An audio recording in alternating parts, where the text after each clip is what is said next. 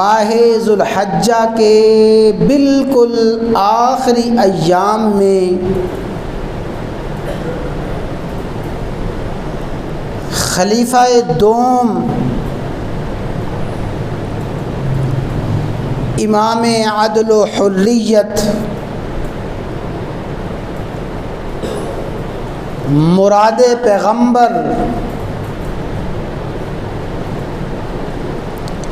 داماد علی المرتضیٰ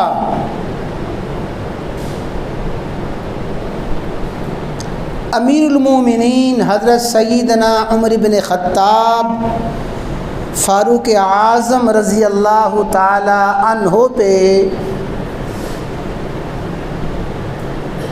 نماز فجر مسجد نبوی میں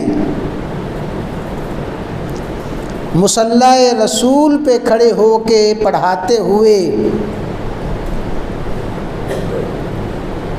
قاتلانہ حملہ ہوا۔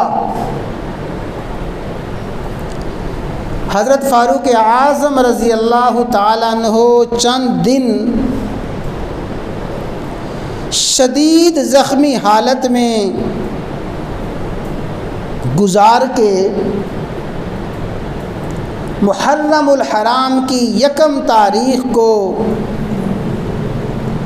اللہ تعالیٰ کے حضور پیش ہوئے۔ 1 محرم الحرام شہادت فاروق اعظم رضی اللہ تعالی عنہ کی تاریخ ہے۔